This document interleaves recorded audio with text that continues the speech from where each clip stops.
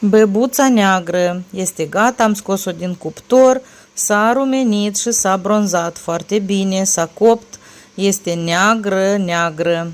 Hai să facem tăietura, desigur ea este încă fierbinte, eu trebuie să mai aștept să se răcorească, dar eu n-am răbdare să vă arăt mai repede rezultatul.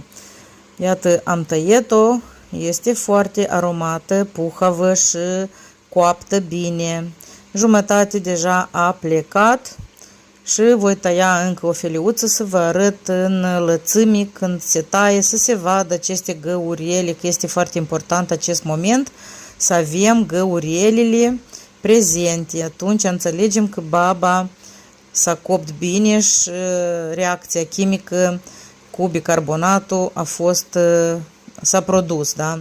Iată cum arată ea, este umedă, foarte delicioasă și aromată. Hai să vă arăt cum am făcut-o.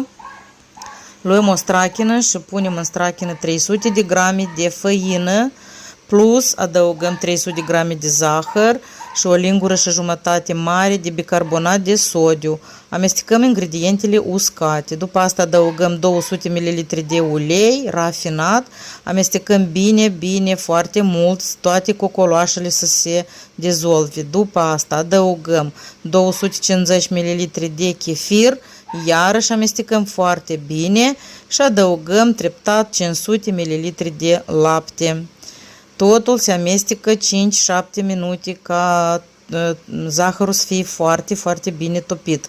Între timp am pregătit ouăle. Ouăle le scoatem din frigider din timp ca să fie calde la temperatura camerei. Asta este foarte important, fiindcă astfel ele se vor bate bine și se vor transforma într-o spumă foarte pufoasă.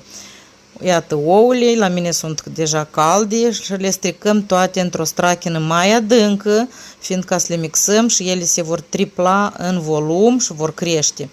Observați cât de tare a crescut la mine, după ce am mixat, strachina asta s-a umplut că dădea deja pe din afară. Deci, punem ouăle în strachină și adăugăm jumătate de linguriță mică de sare și începem a mixa. Mixăm 4, 5, 6 minute, vedem după consistență. Întâi la viteză mică și pe urmă mărim viteza la viteză mare și obținem așa o spumă. Și unim această spumă, ouăle bătute, cu aluatul. Turnăm încetișor și amestecăm, le unim împreună.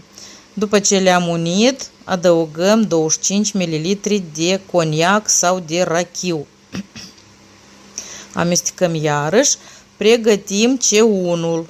Deci luăm un șeun de ăsta